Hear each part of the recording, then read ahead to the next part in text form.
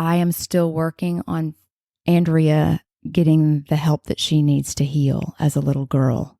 I don't necessarily care to go by that. Sometimes I feel like Andrea whenever I am spiritually fit and I'm dressed appropriately and I'm at an event or I'm doing something, I feel like the grown-up Andrea.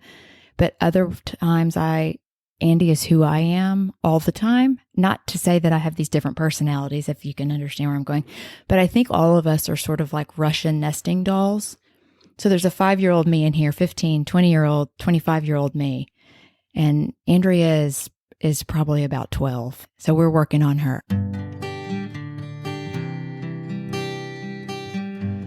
Well, hello, friends of Bill W. and other friends. You have landed on Sober Speak. My name is John M. I am an alcoholic, and we are glad you are all here, especially newcomers. Newcomers, that is, both to recovery as a whole and newcomers to this podcast. Sober Speak is a podcast about recovery centered around the 12 steps of Alcoholics Anonymous. My job here on Sober Speak is simple. My job is to provide a platform to the amazing stories of recovery all around us. Consider Sober Speak, if you will, your meeting between meetings. Please remember, we do not speak for AA or any 12-step community. We represent only ourselves. We are here to share our experience, strength, and hope with those who wish to come along for the ride. Take what you want and leave the rest at the curb for the trash man to pick up. Greetings from Studio AA, deep in the heart of Texas. That there was the voice of Andi V that you heard at the beginning of this episode number 310, and you will be hearing so much more from her, Andi V, in just a moment. But first things first, this here episode is brought to you by Monica and Emma and Laura and Will. What, you may ask, did Monica and Emma and Laura and Will do to deserve such a mention at the beginning of this here episode? Well, they went to our website, www.soberspeak, SOBERSPEAK. Never spelled that out before, but just in case people need to know, .com. They clicked on the little yellow donate tab and they made a contribution. So thank you so much, Monica and Emma and Laura and Will. This here episode is coming right out to youans. And as I was saying, Will's name there, it made me think about how that would be a name that I personally would love to have, because I'd like to go around and I'd have some sort of version of I am the will of God. You know, and this is a true story. I used to have a job, and in that job, my actual title on that job, it was on my business card, was Solution Executive. And so I used to tell people, hey, listen, I am officially a solution executive. So when you need a solution, just come talk to me. I've got you covered. And I can remember saying that a few times to the lovely Mrs. M, but she wasn't buying it. Nonetheless, let's go on here. What else do I need to tell you? I, John M., just another bozo on the bus, will indeed be the chairperson for this meeting between meetings, and I am truly honored and privileged to serve all of you listening in. So take a seat, if you will, around this virtual table, and let's get started. Remember now, no matter who you are or what your past looks like, you're welcome here. It is an open table for all, and we are excited that you have joined us. All right, so now on to Andi V, and this is part one of two episodes we're going to have back to back for Andi V. And this is part one. And Andi she attends our local Frisco group here in Texas. And I always love hearing Andi share. And so I got her over for an interview. She was kind enough to what do you call that?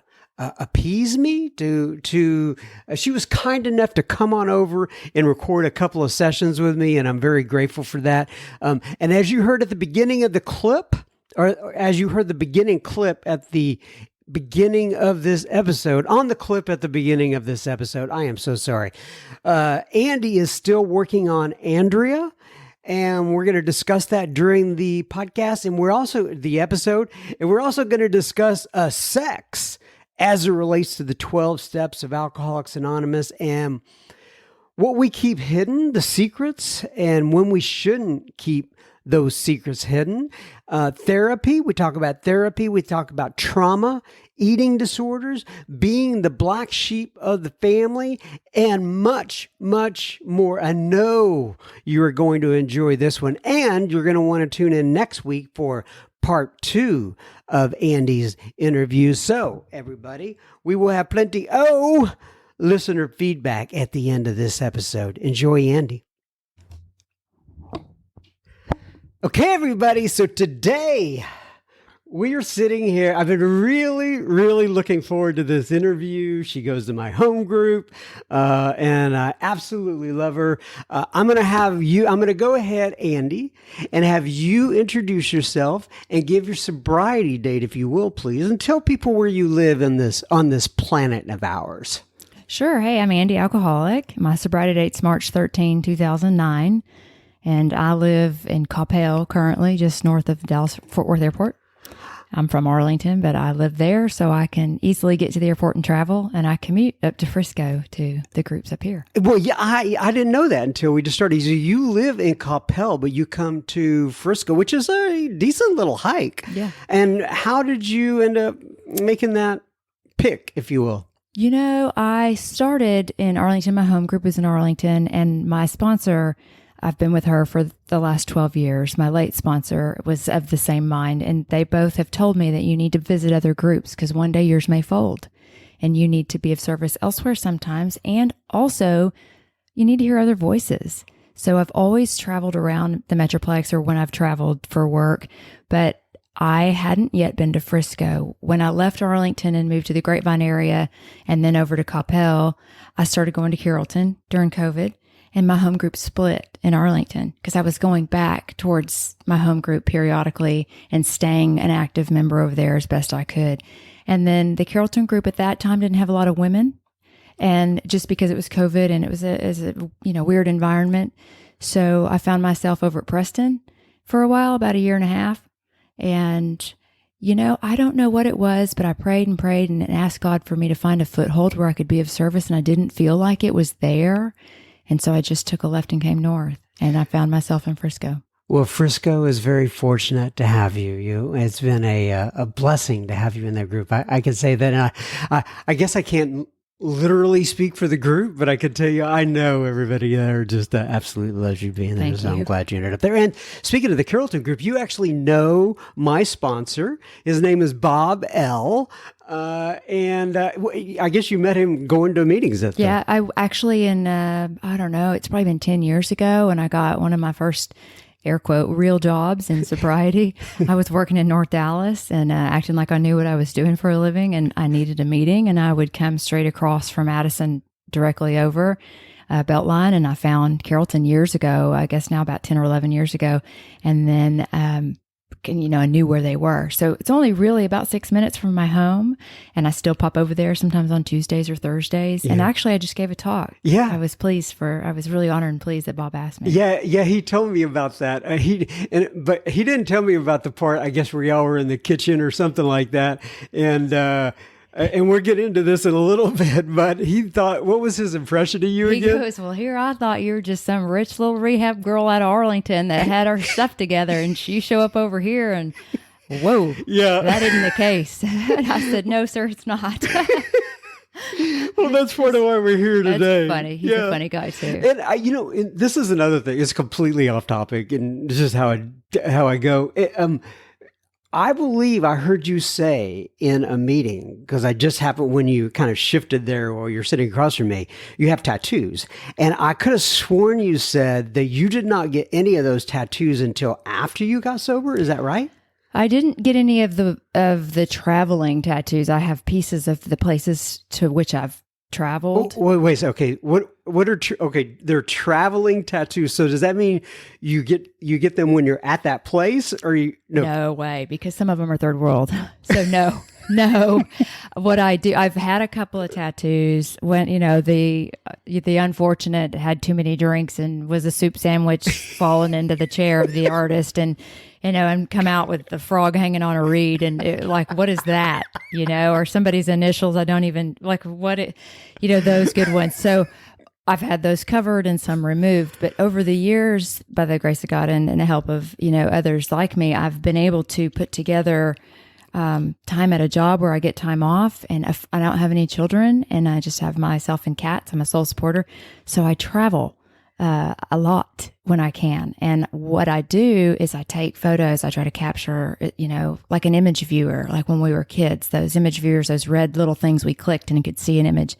And when I find the photos that really move me, or the position or a place that I'm in, and someone like a girlfriend or a sponsee and I have traveled together snaps a photo of me, I will tattoo that piece when I get home. So you can't see me online, but I actually have Antarctica. I just went in December, and I have pictures that I took and he put them together. Then I have Greece, sitting on the side of. That is very. I've never. I've seen them from afar, but I haven't seen it that up close. My goodness, it's actually me. Is that you? Yeah, it's me with my backpack and everything. And then a little town that's called Little Venice. It's in Mykonos, Greece. And then some different ones. I've got Scotland and Ireland over here because I just was there a month and a half ago. And so as I continue to go, my next trip is Tanzania and to the Serengeti, and I'm looking for a really great shot of some zebras, because that's how I felt when I came into a place of recovery where I'd found the zebras. Wow. So and so we're saving this large piece of skin I have left up here on the upper thigh for some zebras. And then I actually have Egypt in November, and then next year Vietnam and Australia and New Zealand. So that'll be my 7 continents next year. Wow, very cool. So that's what they are. And then some other things. I've survived some different trials and tribulations in life, and I've put together just sort of a story line that would take all day. But is it all on your? So y'all can't see this at we listening, but everything that I'm looking at is on your legs. Is it pretty much all on your legs? Yes, and I'm rather conservative. Oddly, you wouldn't think so with all the tattoos, but I'm rather conservative, especially with work. I'm very modest in my dress. And so I'll either wear long skirts, tall boots, or I wear suits or pants and jeans. So nobody at work knows. And then when they see me either on accident or they've run across something and I'm like, oh no. And I accidentally sent my boss a photo, and I meant to send it to someone else with the same first name. And it was full-fledged, both my legs. And I thought, well, it doesn't change how I do my job. He just now knows that I have.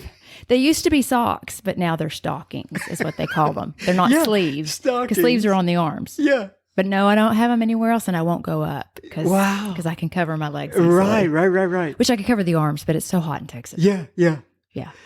Very interesting. So part of the reason that you're here is that there was one day in a meeting, and you had shared, and I don't usually start people out this way, but with you, I just want to let's just free form and see where we go. So you shared in a meeting. I was there. It was at a noon meeting, and you shared about the inventory of the subject of sex came up. And, people always get a little squirmy in their seat when that comes up. But you shared about the inventory in a way that really captivated not only me, but in fact, Ricky C., who we both know, came up to me after that. He goes, "Did you hear her share about that?" I said, "Yeah." She just he goes, "You should have her on the podcast. She does fantastic." And so, I want to, and I've talked to you a little bit about that, and you said, "Yeah, we need to share about these things." So I'm gonna start this out by asking you actually to describe a sex inventory, or just your feeling. Let me put it this way: if I was another woman in the program and you were talking to me about a sex inventory and why that is important, give me a little bit of your thought process there. Sure. I remember the meeting, and I remember feeling moved to share in such a way. And I'm very judicious about what I share in the rooms, because I'm a firm believer that we take our problems to our sponsor and we take our solutions to the meetings. And I felt like it was solution oriented, certainly, but I feel like a lot of times we skate around some of the things that people drink over, that we drank over, that we were shamed, or we felt shame, or we still feel guilt. And a lot of times in the rooms, these are the things that we don't talk about, even when we do work what we consider a thorough fourth step and a fifth step with someone.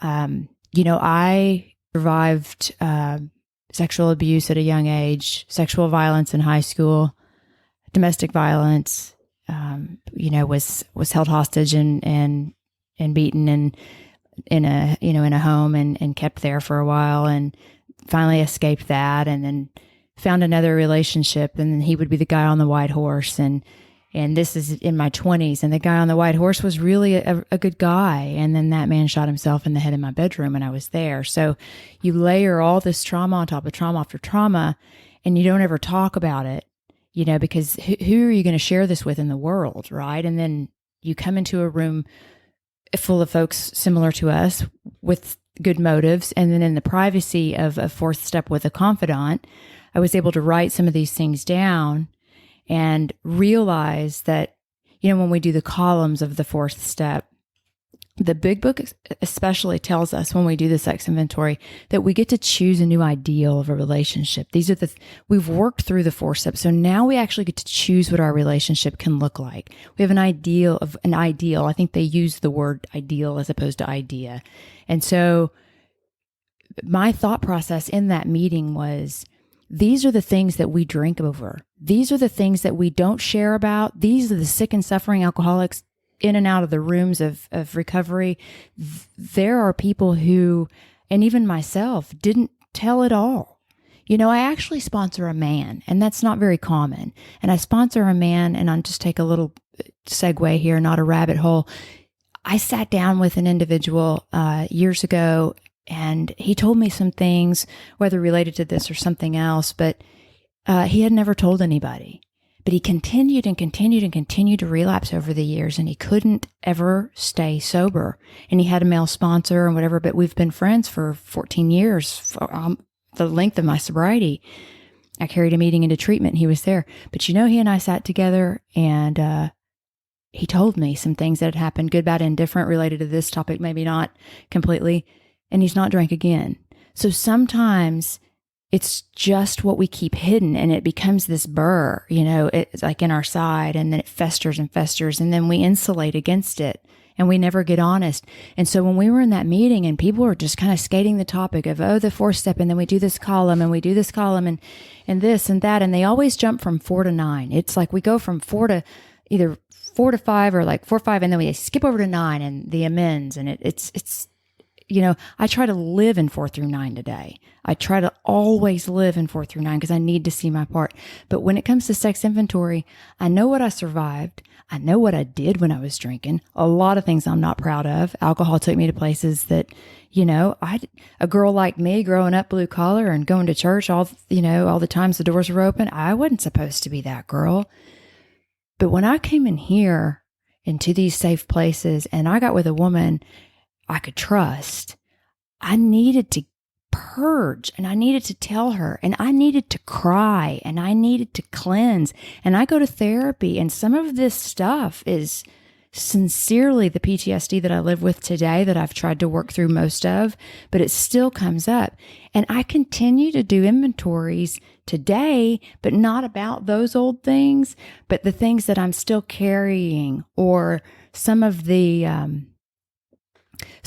guilt or the shame that I maybe just haven't yet scratched deep enough, because it's so many years and layers deep.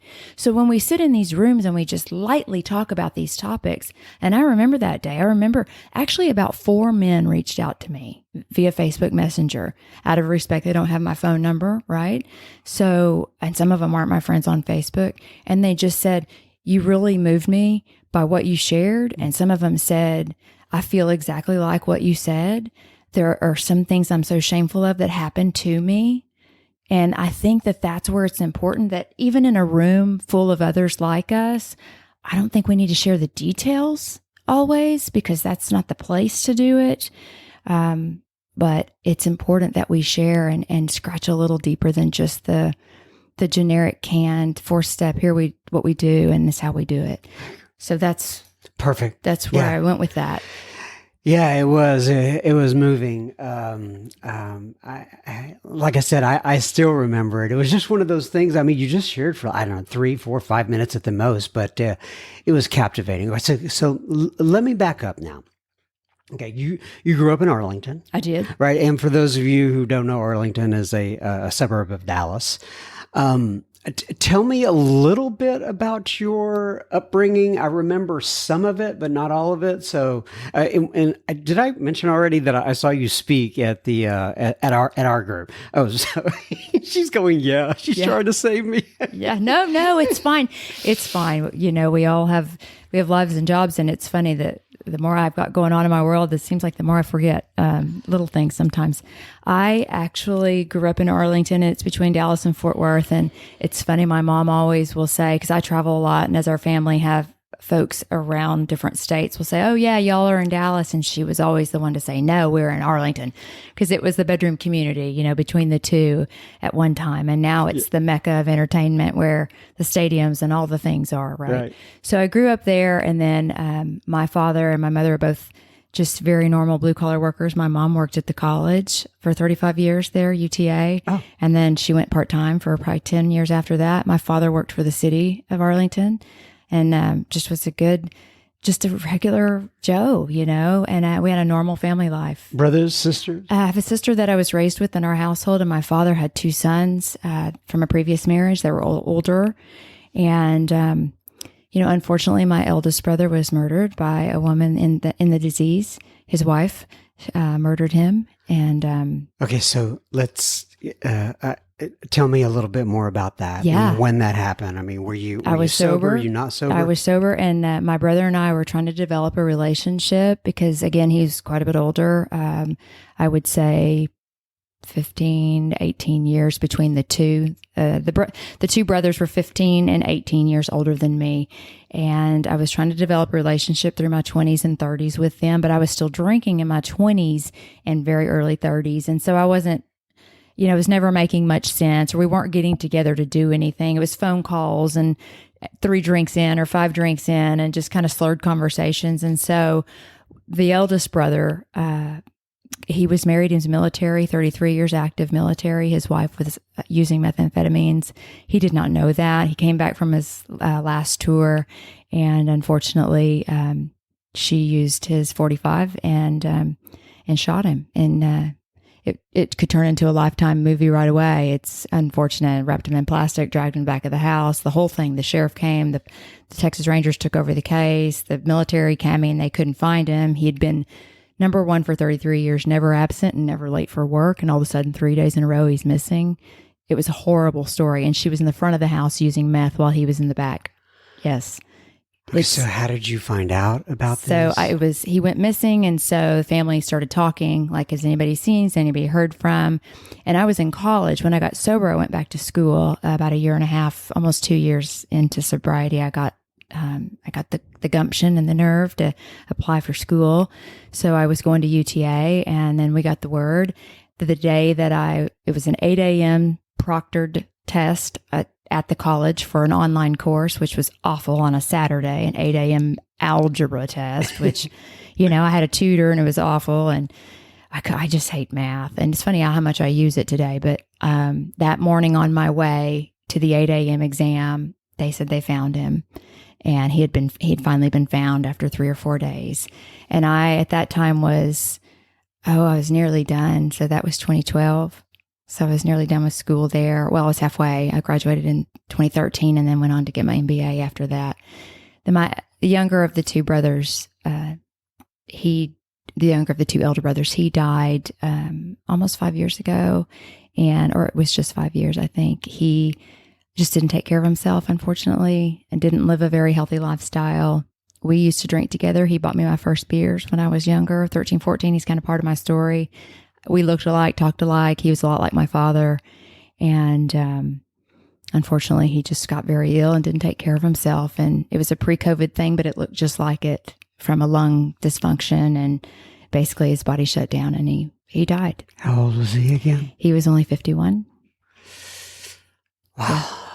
Okay. So did you say there was a sister in there? My sister is, yes, my sister's 7 years my senior. She and I were raised together. We have the same parents. A beautiful woman with whom I'm developing a relationship now, as an adult, because we were really a generation apart. I mean, she was leaving high school and I was going into the 6th grade. That we were far apart in age, and she is not one of us.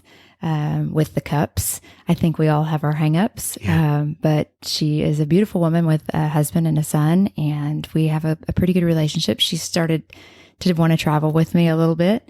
I've got a few passport stamps. Her and I have traveled to Canada and elsewhere together and had a good time. And So when I'm curious about her perspective through all this versus your perspective. And I don't want you to tell her story, so to speak, but she grew up in with the same parents and such. So talk to me a little bit about your relationship with your parents, what that was like, and then also if your sister views any of this differently, or if you all kind of have the same viewpoint on the family. Okay, no, this is great. This is such an incredible topic that never really gets touched on. My sister and I are polar opposite. I look and I stand taller. I look different than she. I have the dark features and whatnot, and she does not. She's lighter skin. She's very much like my mother as far as appearance and the way that she carries herself. And I'm like my father. My father died when I was 11 and my sister was 17, almost 18. So just real quick, your father died when you were 11? When I was 11. And how did he pass? He died in his sleep. Okay. He was an older dad, air Okay. quotes. You can't see online here or listening. I mean, but he also fathered those two sons. So in fact, he wasn't an older dad to those older boys, right? He didn't have a relationship with the eldest son that was in the military, but he did with the second. And so then my sister and then me. So when my father died, I didn't look like anybody. There was no one like me. I think from the age of 5, I started behaving differently. By the time I was 13, after he died, now I'm angry, I'm upset. Our family dynamic growing up, there were no drugs, drinking, there was no abuse, there was nothing out of the ordinary in our home. The only thing I can remember is being lucky enough to get to stay home on Sunday morning from church to sit with my dad and watch wrestling. And then my dad finally went into the church. Yeah, we loved the Von Erichs, the Von Erichs. Yeah. I remember. Yeah, the Atkinsons. My father knew their dad, and so my dad was, we loved to watch wrestling together and work on his cars, and things like that. But my mom would be at church, and so sometimes I faked sick so I could stay home with my dad. And then a couple of years before he died, he got back active in the church, which was a blessing. Yeah. My mom was the spiritual leader, and I have respect for that for a long time in our home. And then my sister and I got along fine, I guess. Just again, she's older, right? So we don't have a whole lot in common. She's driving. I'm in, the 6th grade. Mm-hmm. She's got a job. I'm, staying home alone. I'm a latchkey kid. There was a lot of difference there. She didn't have a relationship with my brothers at all. She didn't try. They didn't live with us. They didn't come around. We didn't have that interaction. My father and his brother married 2 sisters, which is rather neat because both of them had two children. So my father had two sons, and then my uncle had two daughters. They grew up together as cousins, kind of like siblings. Okay. And then my mother came along a little bit later after my father had divorced. And so then my sister and I grew up with our cousins in a different relationship. We didn't all commingle. It was a little Jerry Springer, if you look back, but not while we were alive. Or while we were alive. Well, my father was alive. I'm sorry. It was not while we were young. It wasn't like that. It was just understood. My sister I believe in my heart of heart that I was a selfish, self-centered brat who needed the attention all the time, needed to get my way, and was very much different than her.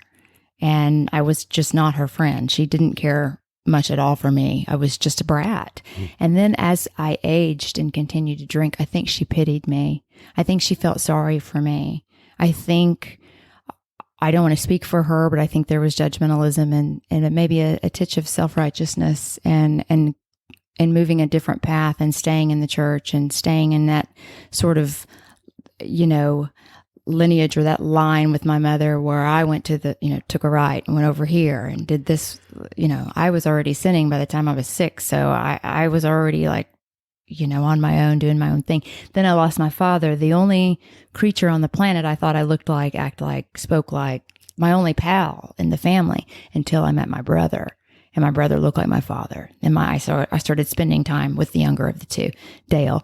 And I'll spent time with him, and we got along really well. But from the perspective today, it's different. When my sister and me visit, she'll tell me, I didn't realize that you felt that way because this is the way I saw it. So we had two completely different childhoods, two completely different lenses. Yeah. And which is, and you see this with brothers and sisters, right? Their lenses and how they perceive things. And I've always found that fascinating. All right, so let's go back to your mom and your sister kind of doing the right thing, so to speak. You can't see that in air quotes. And then Andi, by the way, also your name. I meant to ask you about that. Is it, just so everybody, so it's Andi, right? Which is, when you hear Andi, traditionally you think of a male, right? Obviously you're not a male. Yeah. And so where did is that short for something? Yes, my name's Andrea. Oh. My name's, yeah. Uh-huh. So did you pick the nickname or did somebody else? My father called me Harvey, which is so random. Harvey? Yeah. He called me Harvey Q Monkey Puncher, which is hilariously odd. He was just a real funny man about silly things. And so I think he wanted another boy, and he called me Andi. I mean, he would work under his car on his creeper. Anybody who knows what those are, the gearheads. And then he had me a mini creeper. I would go under there with him and hand him tools. I was literally his little mini me. And I remember being called Andi when I was younger, and it's been spelled with an I my entire life. And then I have some family members in East Texas. They call me Drew. Some people call me Andrew, as a kind of just in term of endearment or funny. Yeah. But I don't like to be called Andrea because, well, there's a number of reasons. But number one, no one can ever pronounce it. It's always on Andrea and Adriana, Adrian. I mean, I've had doctors call me Audra. I'm like, I appreciate you knowing who I am with this personal relationship. Thank you. But also, I am still working on Andrea getting the help that she needs to heal as a little girl. And so, that's a very odd, random left field thing to say, but that's another reason I don't necessarily care to go by that. Sometimes I feel like Andrea whenever I am spiritually fit and I'm dressed appropriately and I'm at an event or I'm doing something, I feel like the grown-up Andrea. But other times Andi is who I am all the time. Not to say that I have these different personalities, if you can understand where I'm going. Mm-hmm. But I think all of us are sort of like Russian nesting dolls. So there's a 5-year-old me in here, 15, 20-year-old, 25-year-old me. And Andrea is probably about 12. So we're working on her. I understand. Okay, so, and I took you off track. So my sister and my mom are living. Yeah, right. They're going along one way, and then here's Andi, kind of little black sheep in it. Yeah, I took a picture when I was in Scotland and I circled the little black sheep because there was a bunch of white ones. I said, look, here I am. And I posted it on Facebook and people laughed. And only the people who laugh know, they get it. Like, right. A lot of the other black sheep laughed at the photo. So, or who we all think we are, but I probably never really was. I think it's perception. I just never did feel like I fit into this family. And in fact, it was just me that felt like I didn't fit in. They were all trying really hard to make me feel inclusive in some ways. And then there are other things I'm dealing with. But my sister and my mom, yes, they stayed in church, both very active, still active, and of that mindset can, pull out the great big book and bring up a verse or scripture. And, I'm not there, but I can pull out the big book and tell you what page it's on. So it's just what speaks to us differently. Right. Right. And that's where I found God. But was that kind of a lonely place and knowing you're the black sheep? Oh, sure. So I found the friends who were, we were shaving our heads and we were wearing all the black makeup and trying to, fit in anywhere we could. I was, it was no social circle was really accepting of me, and it was probably me. But I didn't fit in. We didn't have the money for the clothes, so I wasn't the preppy. I wasn't the roper girl. Back then we had all the different little named groups. I just was sort of a social butterfly, and I didn't play any sports. After my father died, there were no other extracurricular activities. I was once a brownie and a Girl Scout and sold cookies, and I played softball and did all those things. But it seemed like there was just this huge shift. That was the catalyst that changed my life, when my father died. And it's nobody's fault. And I realize that today, but it doesn't negate how I feel, right? Like everybody did the best they could, but it doesn't negate that I feel the way I do or I experienced what I did. And it took me a long time to figure that out and get in therapy to tell me my feelings were valid. Yeah. So here's what I'm thinking. We've hardly scratched the surface with you. And I don't think we're going to be able to get everything done in one episode. So what I'd like to be able to do, if you're okay with it, is go ahead and pause now, schedule some additional time with you, and then we'll get you back on the mic again and we'll finish out your story because there's a lot more. All right. And I know that because like I said, I've heard your story and I love it. So will you be willing to come back at another time? Would that be okay with you? Absolutely. No, thank you. It'd be an honor. I'd really appreciate it. Okay. So I always close it here with page 164 of the big book. I'm going to read here. It says, abandon yourself to God as you understand God. Admit your faults to Him and to your fellows. Clear away the wreckage of your past. Give freely of what you find and join us. We shall be with you in the fellowship of the Spirit, and you will surely meet some of us, like me and Andi V, Andi with an I, as you trudge the road of happy destiny. May God bless you and keep you until then. And I'll look forward to getting back on the mic with you again soon, Andi. Thank you so much. Thank you, Andi. So much appreciate spending time with you. And as a reminder to all the listeners out there, please tune in next week when we will have Andi V Part 2, the second part of this interview.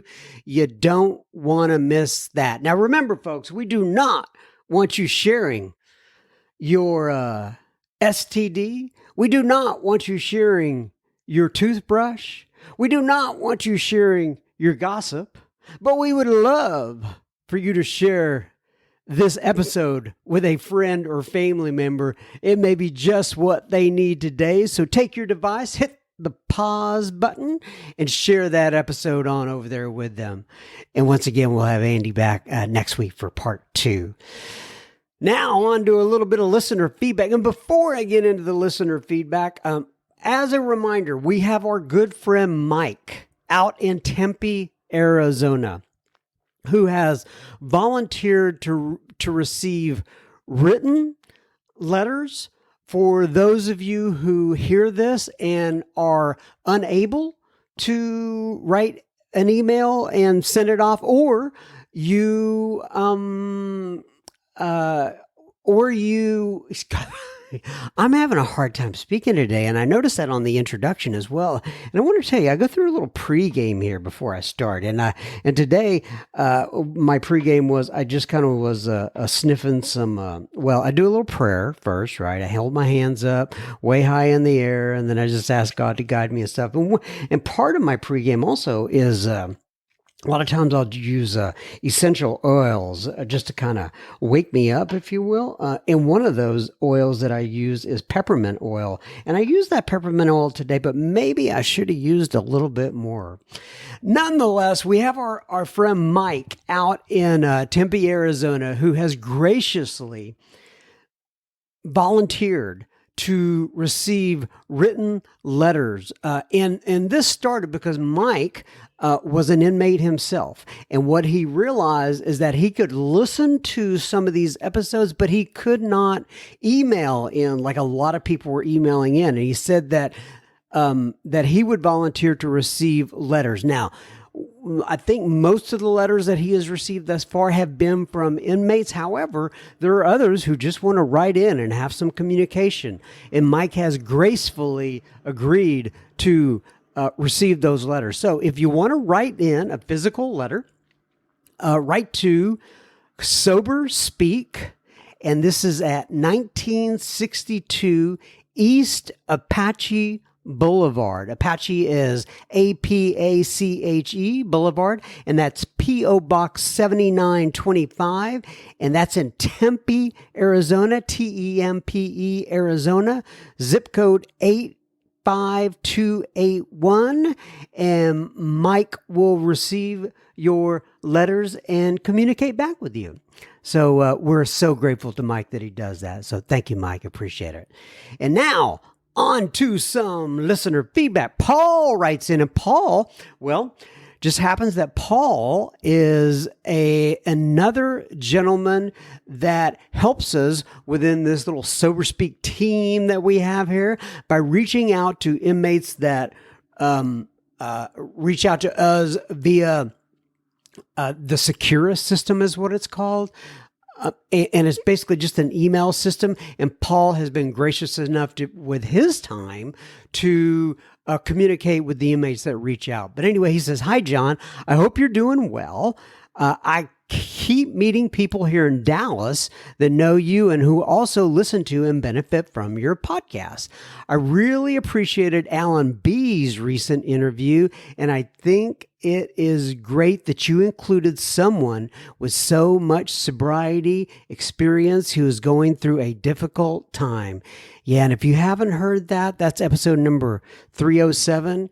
And the title of this is called, or was called, or is called still, Healthy Relationship with Reality. And Alan's going through a difficult time, and he has 50 plus years of sobriety. And he talks about going through that difficult time and about how that has impacted him in his life. I would definitely go back and listen to that. Anyway, Paul says it is inspiring. It is inspiring to see how he is putting the AA principles into practice in his life during this challenge and continuing to be of service to his family and the AA community at large. I agree, Paul. It was relatively easy to find his webpage, and I am fascinated by his career as a psychologist and his contributions to the Gestalt therapy. I feel a strong connection to his story. I am a Marine veteran with deployments to Iraq and Afghanistan, and I am currently working in my MS in counseling with the intention of working with veterans at the VA or through a nonprofit. If you don't mind, can you please forward my email to him? Well, as you know, Paul, I did that. Hopefully you guys were able to connect from there and have a good conversation. Ellen writes in, and Ellen says, "Hello, John. I live in East Tennessee, Johnson City to be specific. We have a very large community here, AA and DAA. I think that's Debtors Anonymous, but I'm not completely. I know DA is Debtors Anonymous, but DAA, maybe that's Drugs, Alcoholics Anonymous. I don't know. I'm so sorry. I could have looked it up before I actually started reading this, but I'm a lazy podcaster. Anyway, she says, I have been sober since 4/2 of 22, but in and out of the room for many years. I am so grateful to have tapped into an entire solution in the way of life from Alcoholics Anonymous. I found Sober Speak after seeking a step 6 and 7 type 6 and 7 worksheet type situation. Oh, she found that on our website. We have worksheets on the website, just in case you don't know that. But she says, I have so many speakers that I've loved, but none that I have found them on YouTube. I hope to explore your site soon and find some more. Thanks for all you do, Ellen S. Well, Miss Ellen S., thank you for writing in. We appreciate ya. All right. That, my friends, is another episode of Sober Speak in the Books, episode number 310. We will hopefully be back next week. I take this 1 week at a time. You never can tell. Until then, may God be with you. And also keep coming back. It works if you work it. And then may God bless you and keep you until then. I guess you really can't have 3 sign-offs, right? I've had 2, but I'm probably going to whittle that down to 1, maybe 2, not do 3 anymore, right? It's just a little confusing. Anyway, God bless y'all. Love you. Bye-bye.